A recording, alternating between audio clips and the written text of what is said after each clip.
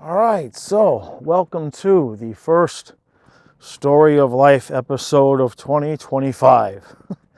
It was not my intent to take this long to record an episode, but as life happens, there's been so many things going on in my life in the first 3.5 months of 2025 that I just couldn't quite find the right moment to say, okay, now is when I should record. Every time I would think that I was at a pivotal moment where I could kind of say, okay, this is what's happened and this is what's going to happen, something new would happen. And so here we are, April 13th, 2025. Now, the last episode I did was, I think, a couple days before Christmas. I was down on vacation, visiting everybody and my parents and meeting everybody from the hockey channel. And to say that life has taken an incredibly different turn since then would be an understatement. And so this video will just be a sort of a collection of the lessons I've learned over the past year, right? If you're new here, if you find this kind of content interesting, I would suggest starting at episode 1 and listening from the beginning. But to give a 20-second summarization, to summarize what my last year has been, starting with March 18th of 2024, one of my dogs passed. Then the team I cover on YouTube, the Florida Panthers, won the Stanley Cup. Then my last dog, Fluffy, passed. And then 3 weeks later, my 6-year relationship ended. And then I'm in a new relationship. So that's the last year. So I just kind of want to touch on some things. And the first thing I can say is that, I've been a life coach for a long time. I was a life and relationship coach for quite some time. And one thing I've noticed, it seems to be that for the most part, when you exit a relationship, a lot of times the further away you get from that relationship, the softer you become. And what I mean by that is you might be willing to say, well, this is what I did wrong. This is where, this part was my fault. This part, maybe they weren't this bad. Maybe they weren't that bad. And you soften your idea of what happened in the relationship the further away that you get from it ending. And I have found that to be the overwhelming majority of people will, after a while, say, well, look, they weren't that bad, it just didn't work out, etc. Every once in a while, the opposite happens, and that's what's happened in my relationship, is that the further out I got from the ending of my previous relationship, I wouldn't say I got angry, but the more disappointed in myself I became with just the acknowledgement of the treatment that I put up with. And I'm not going to dive into all of that. There's in previous episodes. But for me, it was just an interesting thing for me to witness in myself, where the more that I kind of parsed through what happened in that relationship and the more thought that I gave it, and the more that I tried to look in the mirror and know where my heart was and what had happened, the worse it looked. The worse I felt about the opposite party. So I did not soften over time. If anything, I kind of became more aware and acknowledged the treatment that I was given under that time. And the reason why I bring that up is because at some point in that journey, I kind of marked the delineation. And what I did was I said, okay, you know what? Now that I really am stepping back and realizing how I was treated or even mistreated, once I got to that realization, I said, okay, so how do I go about making sure that that doesn't happen again while still being able to enter into a relationship? Because I'm not the kind of person that wants to be alone. I'm not afraid to admit that. I have no problem being alone. I prefer to be in a relationship, but be able to get significant alone time while you're in the relationship. So if I'm going to be, with somebody, they will be somebody that needs alone time. I need alone time. And I'm not talking about girls' nights out and that sort of thing. I'm talking about I can go down to the river and fish for a couple of hours, and they're happy to just see me go get some peace and quiet time. So I started to sort of map out the things that I needed to have in another partner, the things that I really felt that were not the negotiables and the non-negotiables. And an interesting thing happened. So when the relationship initially ended, I had joined a group online that was part of a course that I bought. And, being someone who had never really thought that I would need a course on how to get my head right, I was in such a bad state. And when I found this woman's course and everything, I bought it. Now, the reason I bought it was because it was something I would have never done before. And I was in a position where I felt like, okay, I'm in a state, I'm in a position that I want to make sure I never get into again. And so I know that any other time somebody would have presented me with, hey, read this book or take this course or whatever the case might be, I would have kind of, frowned on it, be like, I don't need a course. I don't need that. I know I know enough. And this time, simply because it would be the thing that I would normally say no to, I said yes. So I bought the course and I took it, and I wouldn't say it didn't help, but the biggest part that I got from it, the biggest help that I got from it was completely unrelated and unexpected. So there was a Facebook group. If you hear something in the background, there's a fox out here yelling. So there was a Facebook group that came with this course, a private Facebook group. And I was chatting with some people one day, and I mentioned something about, wanting to have a specific kind of relationship. And they turned me on to a video by somebody of the name of Bob Proctor. And Bob Proctor, the title of the video, or the theme of the video, was basically how to manifest a specific person in your life. And he didn't mean a specific person like, I want Amy Adams, not like by name, but what he suggested and what I did, he used the technique that, in the comments at least, there were hundreds, if not thousands of people saying, that this thing worked for them.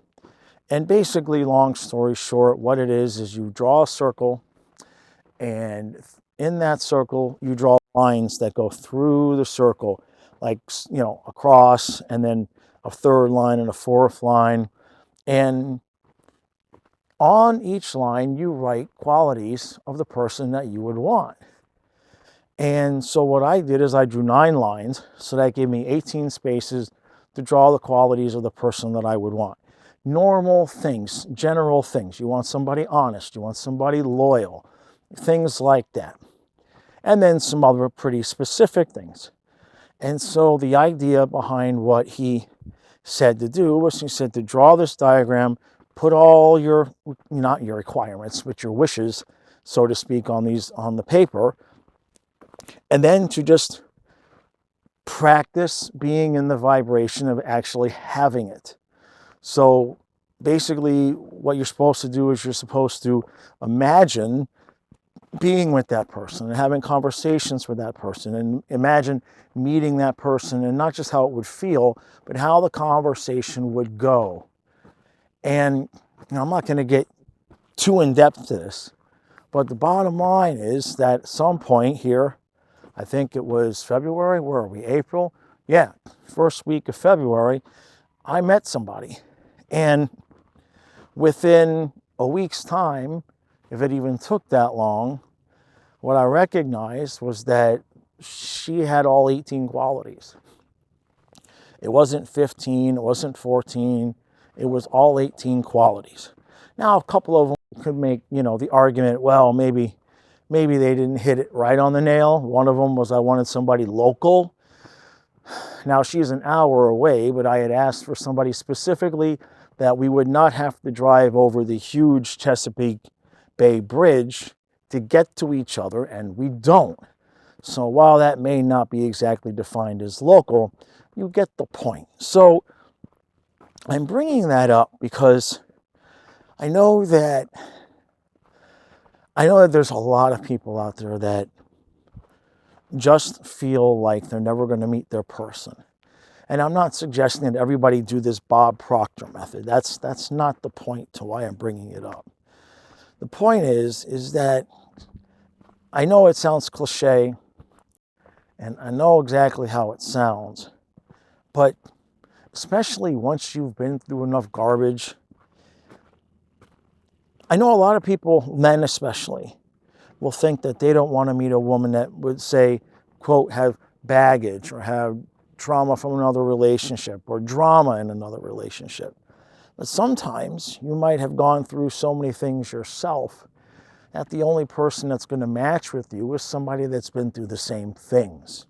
And so that's what kind of came out on that piece of paper, the qualities that I was looking for. Wasn't necessarily how she looked or anything like that.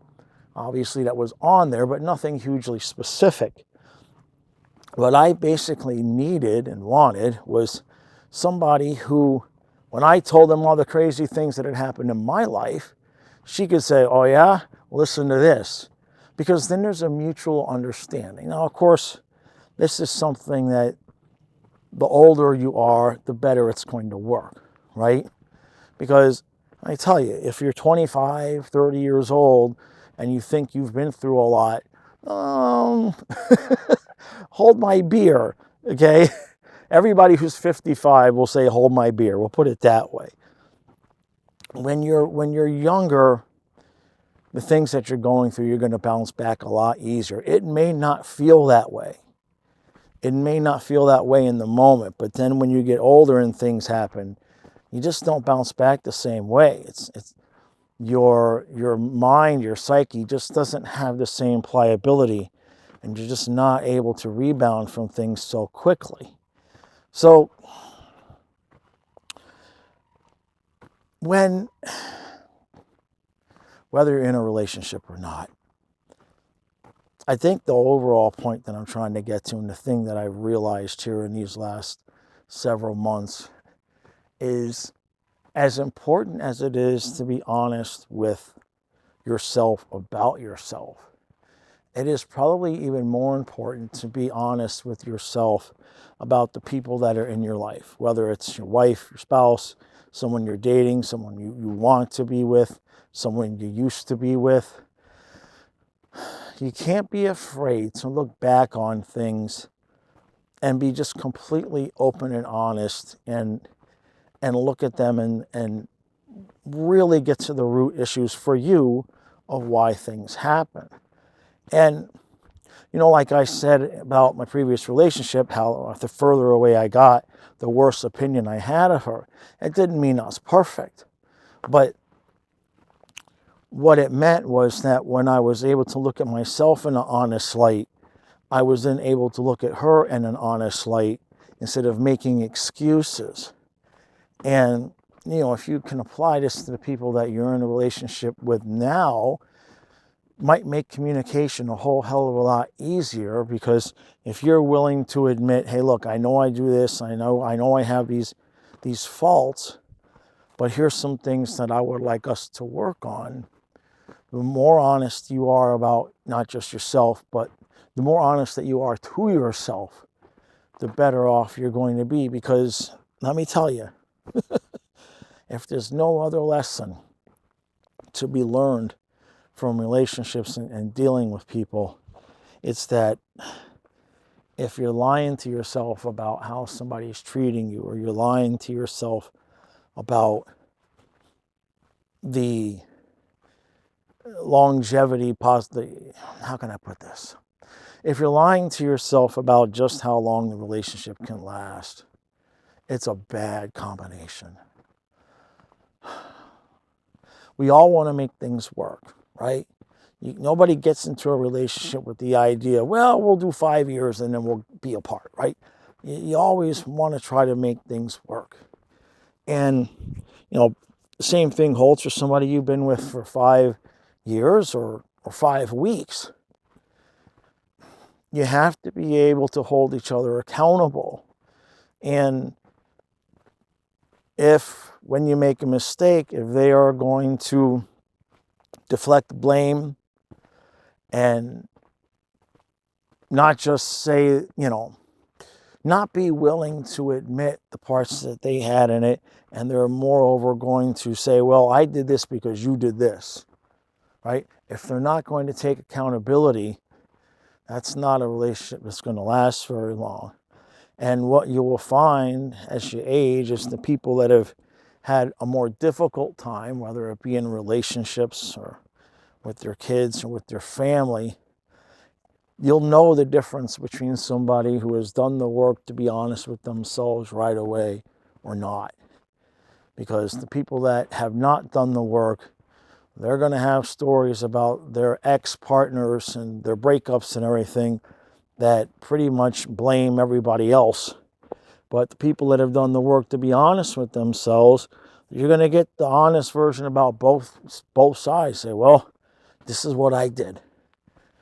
And that's a big sentence. If you can find somebody willing to say, this is what I did.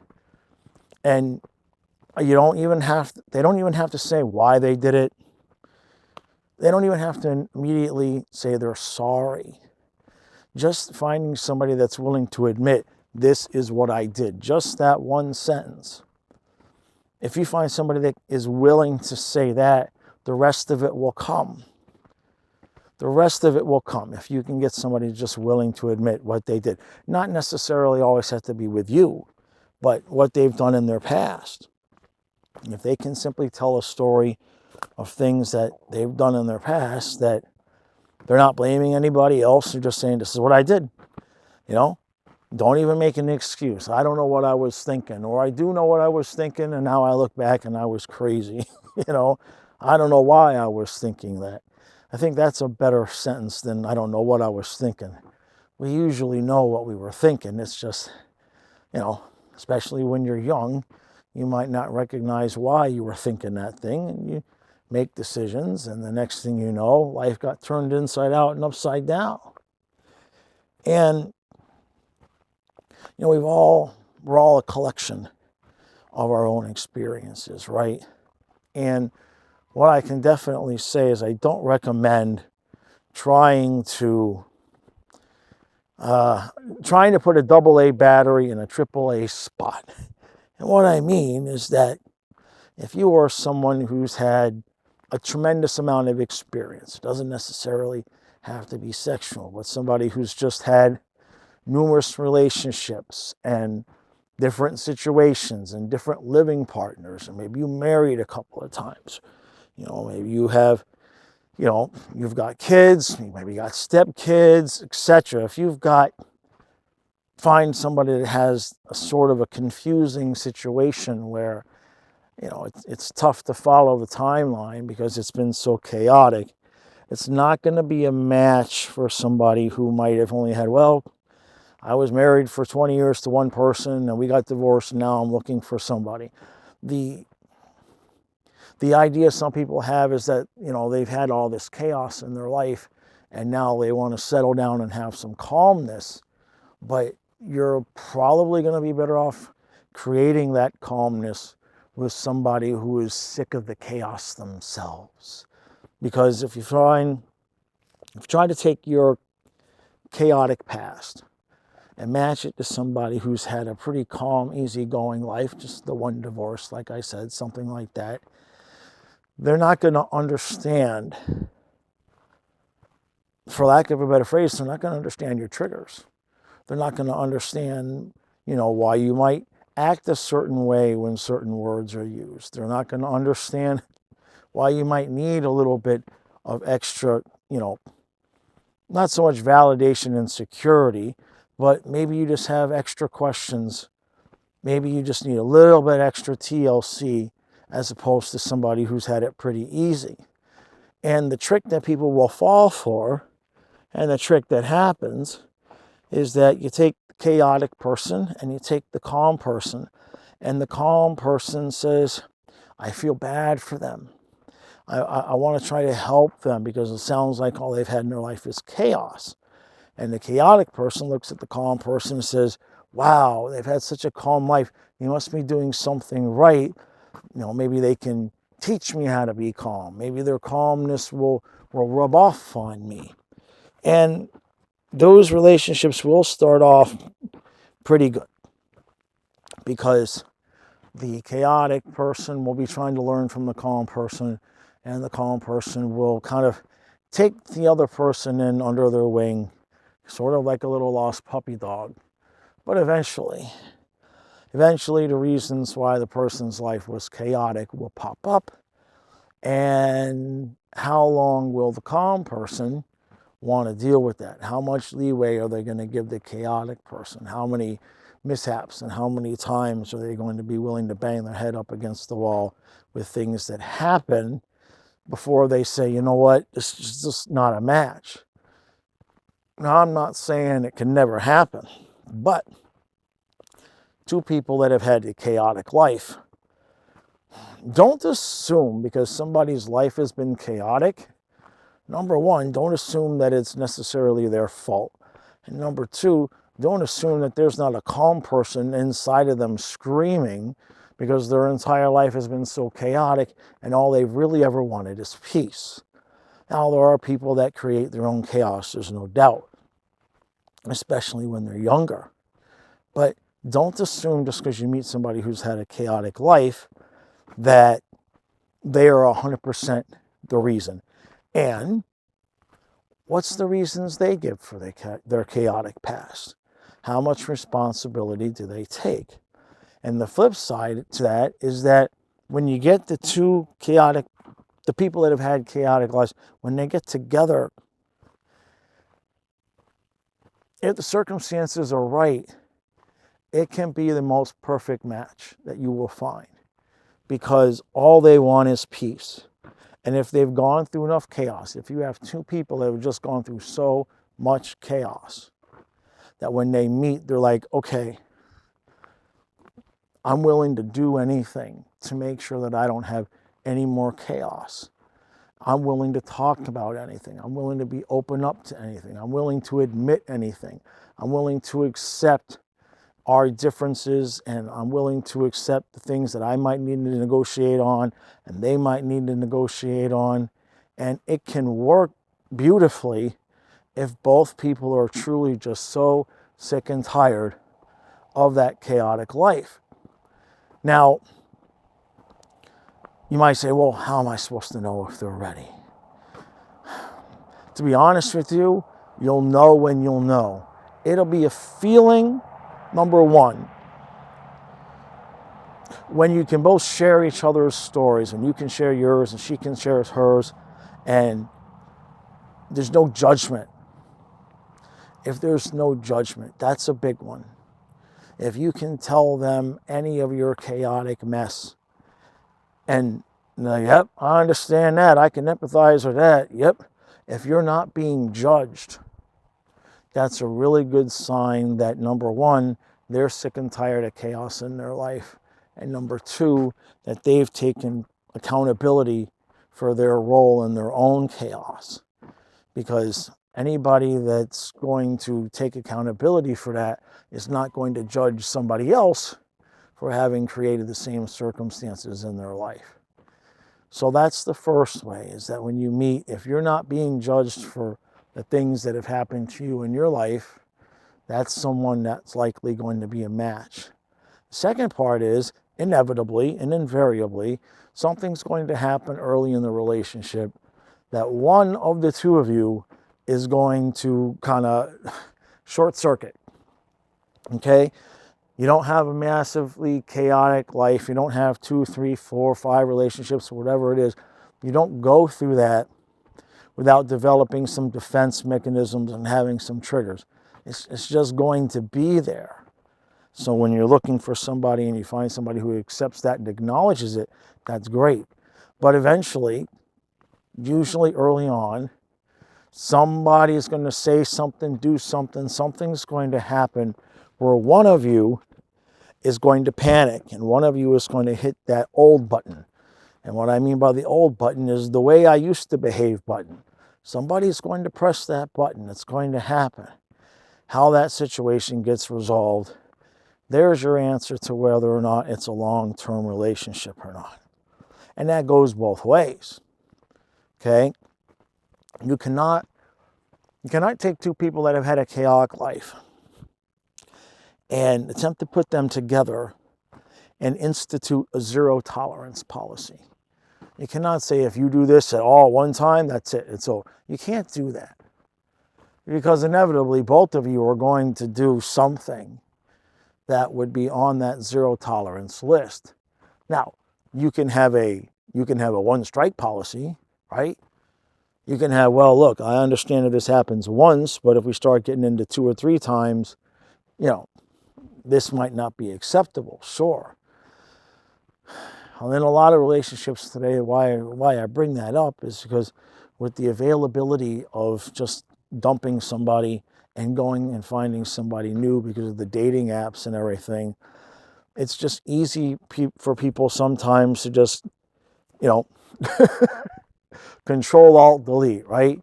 To just, nope, not this one, and just hit the restart button and just move on. It's very easy for people, especially if they are struggling to get past, the 4th date, 5th date, 2nd month type of period.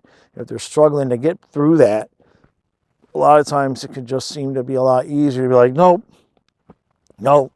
I'm not going to handle this. I can't take this, and just try to move on. So you can't really have a zero tolerance policy.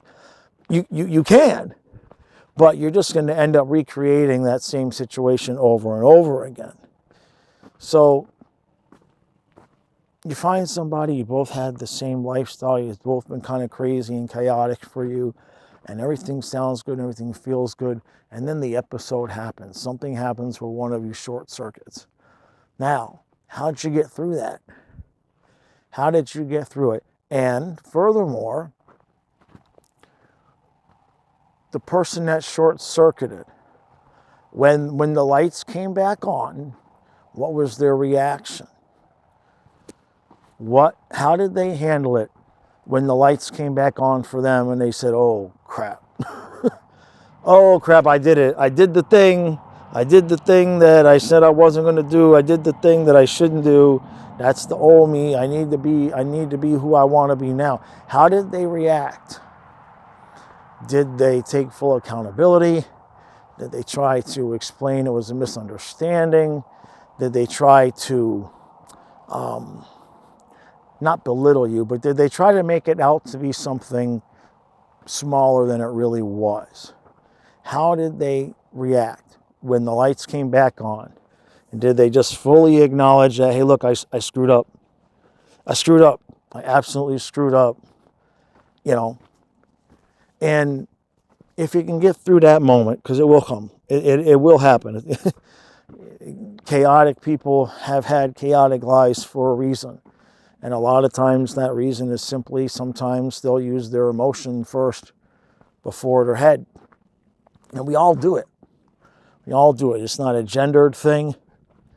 Men just have different emotions than women, you know what I mean? But I know there's plenty of guys out there that if a woman just exhibits even the smallest little bit of a problem, they may not immediately flick the light switch off to the relationship, but the lights are off and there's nobody home. You know what I mean? They will emotionally disconnect from the relationship. And I've seen guys do this. The woman maybe does something that's not okay, but maybe they could have worked through it. And what the guy will do is he'll just shut down his emotions. He'll just close up, stop communicating, stop being loving, stop being caring.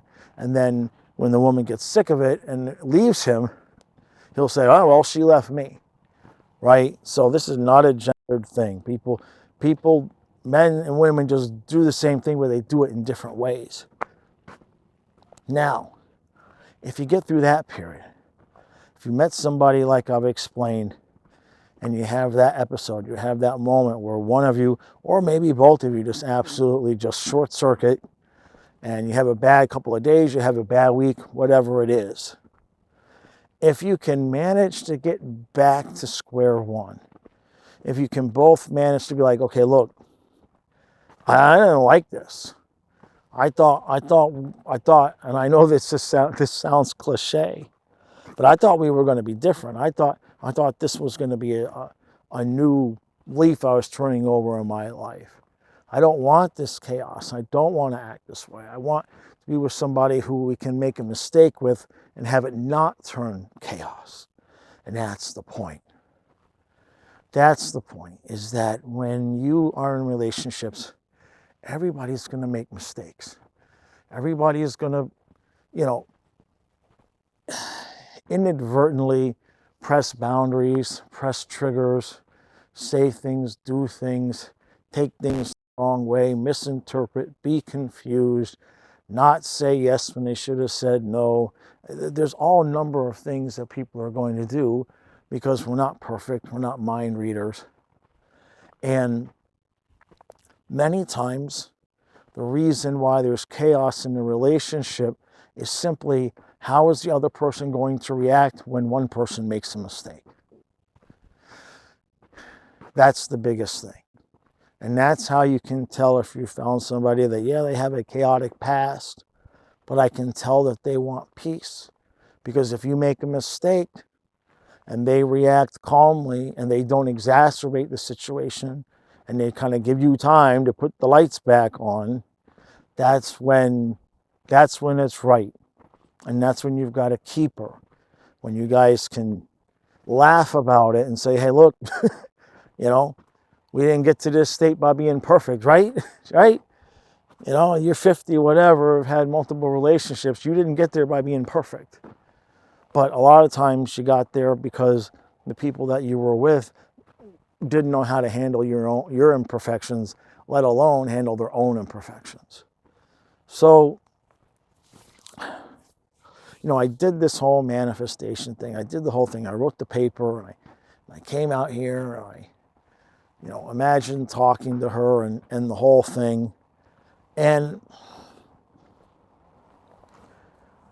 as that happened, it kind of helped me separate out some things in my previous relationship.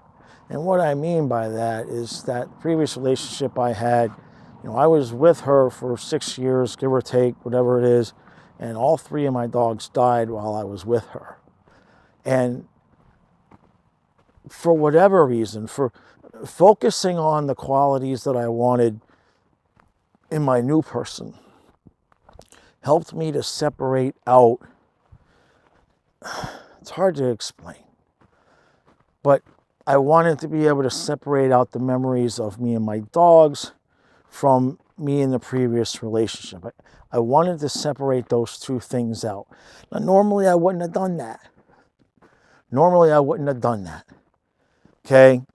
But all I can say to you is just imagine what kind of treatment I was given to make me want to separate somebody out from them being there when my dogs died. You follow what I'm saying? It was so egregious that I needed to remove that person from those memories. And manifesting and just imagining talking to my new person all those months helped do that for me significantly, because we've all done this. We've all played out conversations in our head with somebody. You need to have a conversation with your mom or your wife or your boss. And we played a conversation out over and over and over in my head, in your head. And it's a good practice, because when you do that, when you role play like that, you will say things from the other person's perspective that you would not have normally thought of. And it can lead to a lot of self-discovery. It can lead to a lot of epiphanies, when you're Maybe you're talking to your wife in your imagination. You're having a conversation back and forth. And in your head, she says, yeah, well, if you would have done this, this, that, maybe it would have been okay. And you say, oh, wow, I didn't think of it that way. So that role play definitely works. And when I did that, imagining talking to my new person, obviously before I had met her, what I found was that as I was discussing and explaining the things that had happened in my previous relationship, it was a natural progression for my new person to just be in utter disbelief at what had happened. And I understand that my own bias is going to be injected in there, but there was some learning that I did from that. It helped me to separate out my actions from her responses and recognize that a lot of the responses I got were not okay. Wasn't appropriate. I had just accepted, being yelled and screamed at for simple, communications, not even things that were problems. Just, what are we going to have for dinner tonight could easily turn into me being yelled at. And I just took it and I just accepted it and, was told it was my fault and kind of internalized it. And so role playing with my future person in my imagination kind of gave me the ability to parse through that and have her say, hey, wait a minute, no, that's not okay. You shouldn't be, if there's a misunderstanding or miscommunication, that's fine, but you can't be yelling at somebody because you didn't answer their question about what you want for dinner fast enough. And so it allowed me to separate out as best I could the memories of my dogs during all those years and the memories of my ex during those years. And I think that played a huge role in me healing as fast as I did and being emotionally available for another relationship. And that's the next part. When I was doing this, somewhere around October, it was during some kind of one of the arguments me and my ex had, because we were still texting back and forth because there was a business and there was taxes and a whole mess of things. And I'm not somebody who necessarily prays, but I did ask. At some point, I was so frustrated. I said, God, just whatever you have to do, just give me a situation to present that I never have to speak to her again and I don't have to worry about the taxes. And long story short is, while there were still some more text exchanges, I never did have to speak to her again. And while I did end up owing I did end up owing taxes that really should have been hers, but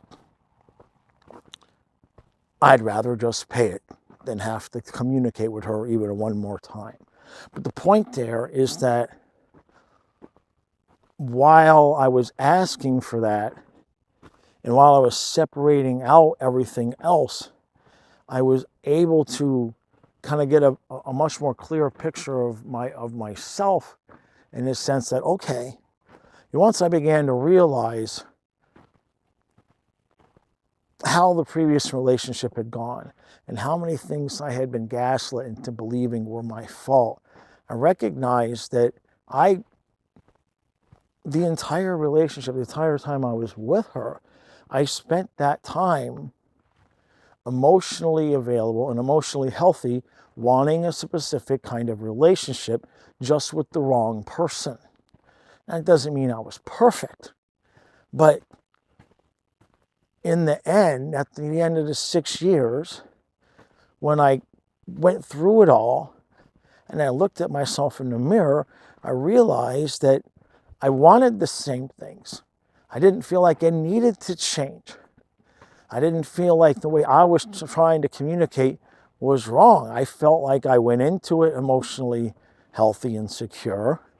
During the relationship, obviously, there was tremendous chaos, but the further away that I got from her, the more that I realized is, hey, you know what? I'm okay here. Like the things I want are not absurd. The way that I want to be treated is normal. These are good, healthy things. And it took me a while to get there because I had just been told for so long that I was the problem. And it took me a while to really go through each episode and realize, no. And I looked at it honestly, and I wasn't perfect. And there's some things I certainly could have done better. But most of them revolve around, I should have stuck up for myself a lot earlier and a lot sooner.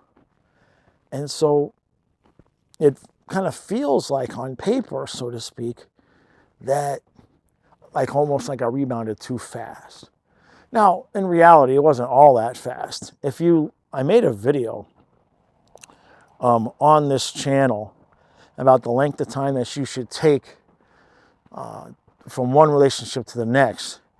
And basically what I got to was 1 month per year in general.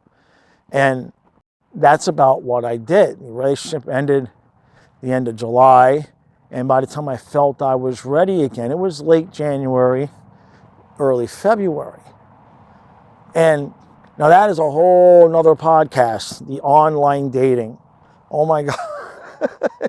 In fact, let me take a sip of water over here as I'm walking around the corner. And I'm just going to give you all who might be in a relationship, okay?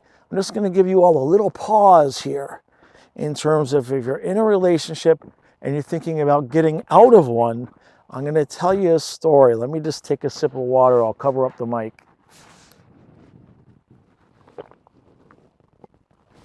Okay. So I didn't go on very many dates. I went on a few. One woman I spoke to for about 3 weeks on a dating website. Spoke to her for about 2 or 3 weeks. It was just all texting back and forth, but I was really taking my time. I was not in a rush. And we lived about an hour away, and so we were just talking. But it was good. It was actually really constructive, really good. Felt like we had a lot in common, yada, yada, etc. So finally asked her out on a date. She said yes, we're all excited. We're supposed to go out Friday. Thursday night, I'm not making this up. Thursday night, she dropped the bomb on me. And the bomb goes like this. Well, technically, I'm still married, but he lives in the basement and he's smoking himself to death, and I assume that he's going to die within a couple of years. So I'm not going to leave the marriage or this house because that's my retirement plan, because I'm going to inherit the house when he dies. Yeah. That is the state of affairs out here in the dating world, people. So if you are in a relationship considering pulling the plug, let me tell you, think twice. Now, obviously, don't stay in an abusive situation, right? And if you know it's over, it's over. But if there's minor to even moderate problems, the benefit that you could get from working through those, as opposed to trying to find somebody new, because everybody, unless you're super, super duper young, if you're over 35, 40 years old, everybody's damaged. Okay? Everybody's already damaged. We all got our things that we went through. And, I went through, first of all, it's all politically based. Okay? You will get, I've seen multiple people with the, I can't date you if you're a Trump supporter. There's, let's just say the expectations for the women, they have high expectations. There's some high expectations out there. Women that are 45, been divorced once, been divorced twice, and they want you to fully commit and be all these great things, but you have to be okay with them being friends with all the guys that they used to date, and having male friends and taking girls trips, and it's just not worth the hassle because we all know how that ends. Okay? So, as an aside through the video, yeah, if you're in a relationship and you think it's salvageable, try to salvage it, because if you can work through some problems, that's going to bring you all closer. It's going to bring you together. And trust the brother when I tell you. And the profile pictures, find a woman who actually looks like their profile pictures. Okay? Find a woman who actually looks like their profile pictures. That is rampant. If there's filters, they're out. Okay? If they've got too long of a list of requirements, they're out. You wouldn't believe. Well, maybe you would, but so yeah, the dating experience was, I wouldn't say it was traumatic, it was hysterical. I mean, the idea. Now, here's the kicker to that woman who told me she was married and expecting her husband to die within a couple of years. She was actually angry at me for ending it. I kid you not. We spoke for 2 or 3 weeks. At the last minute, she tells me she's married, waiting for her husband to die, and then had the nerve to tell me she felt like she wasted a lot of time with me when I told her, yeah, I can't do this. So, I mean, I just couldn't do anything but like laugh. I still remember sitting there reading the text when she told me, and I'm like, mouth is wide open. I mean, if there's anybody that wasted their time, it was me. So be careful out there. If you think you're going to end a relationship and get into something better, be sure. Have that honest talk with yourself first. And so now where does that leave us? Where are we now? Well, new relationship. Lady's name was Donna. And Donna has Leia. And Leia is a 4-year-old pit bull. And for those of you who have followed the channel and know my dogs, she reminds me a lot of Ellie. She's about the same size. She's probably a little bit huskier than Ellie was. She has the same need to give kisses. She lays with Kyle on the stream much in the same way that Ellie did. She comes out here and rolls her back in the grass like Ellie did. She's got a lot of Ellie's mannerisms, and it's been good. It's been difficult, but it's been good. It's there's every once in a while I'll get a little extra twinge of sadness. You know what I mean? You're never ready. When your pets pass. I was definitely not ready to go out and get a puppy and raise a whole new puppy and all of that. But Leia's a good girl. I love her. She's a good dog. She's a smart dog.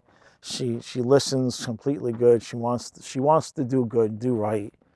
So it's been nice having the dog around the house. Now Donna and I are not living together. She comes and spends the weekends because she has to work, which is what we're trying to solve. We're trying to solve that problem so eventually we can live together, because we're just in a position where we just, when you know what I mean? It's not a situation where when she leaves the house, I'm like, okay, that weekend's over. Okay, good. I've got some time to myself. It's not like that. It's just definitely not like that. If any of you have ever met somebody that it just fit like a glove, I don't feel like I don't feel like I need alone time from her. So guess what I'm saying? And playoffs coming back, right? Panthers are back in the playoffs, so that's going to be a whole nother thing in terms of memories, right? Last year was when Fluffy got sick and passed, and it just happened. Everything happened so quick last year, and things are still happening quick, right? I mean, meeting somebody in February and knowing that you want to live with them so soon, it's probably better that we're not able to do it right now, which is fine, but just when you know what I mean? When you've had enough chaos, you recognize peace. And the other part to it is I can feel things changing and shifting.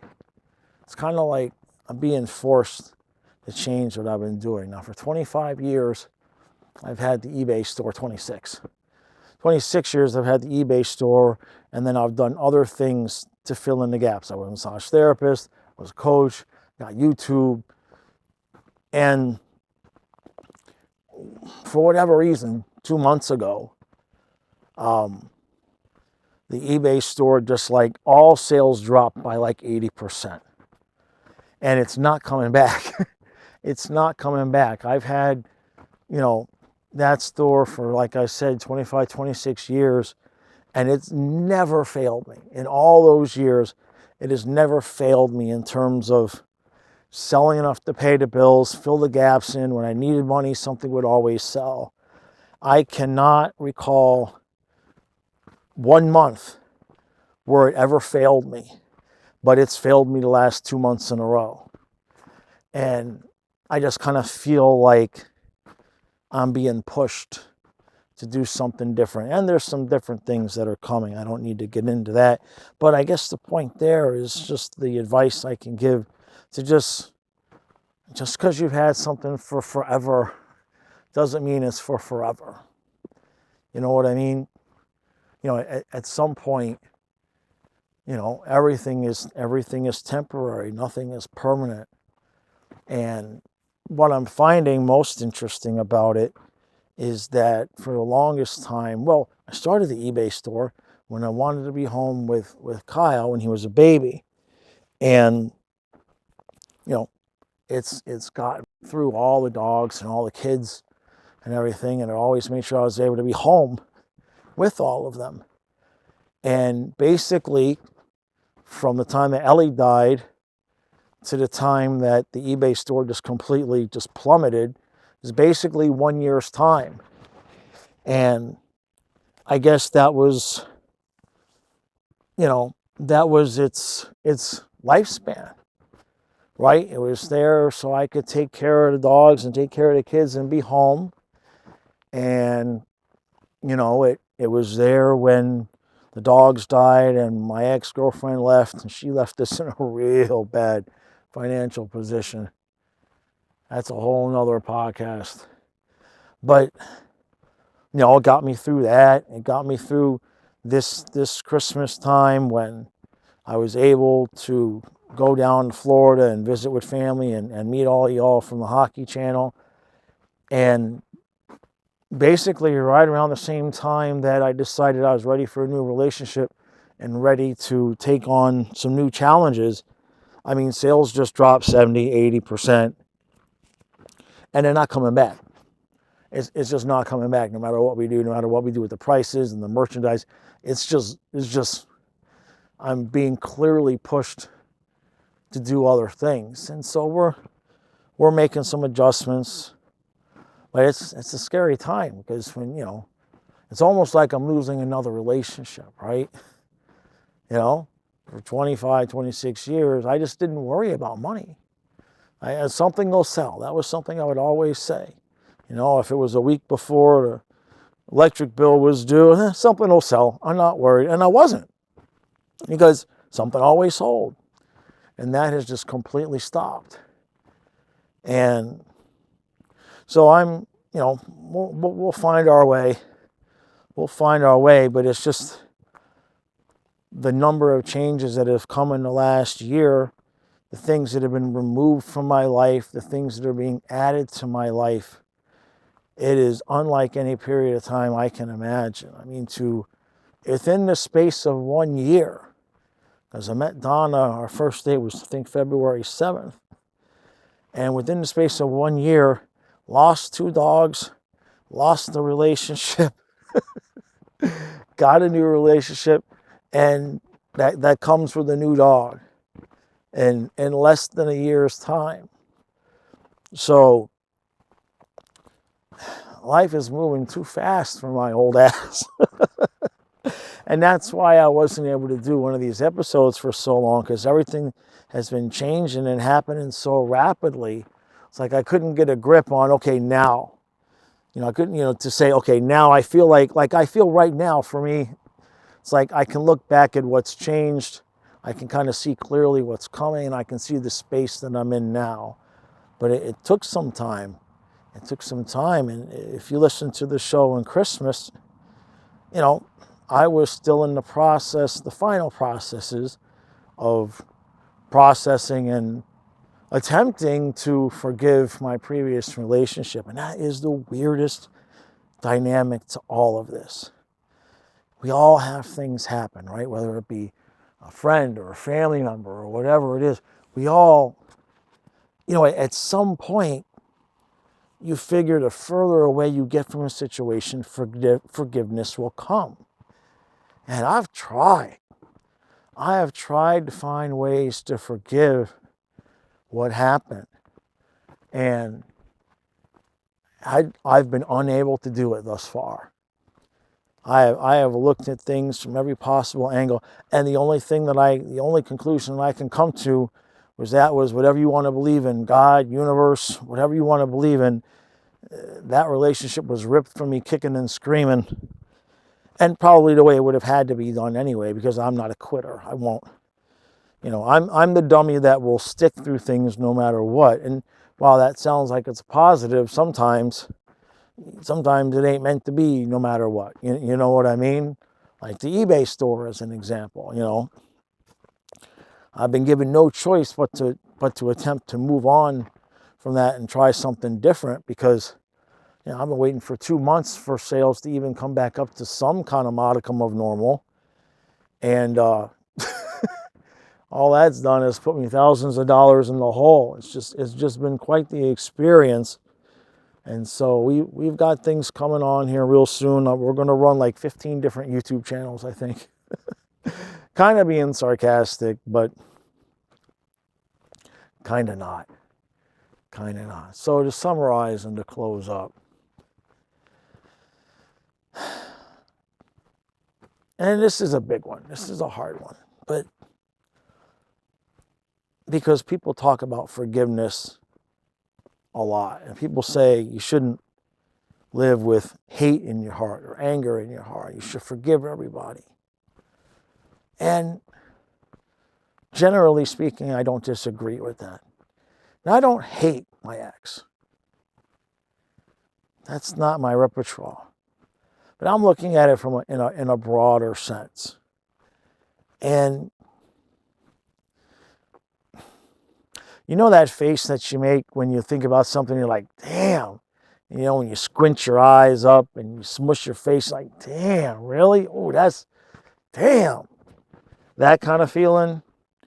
It's like sometimes that stuff's not forgivable. Sometimes the stuff is just not forgivable. And the only thing that you can do in those moments is to just sit back and let karma do what it's going to do.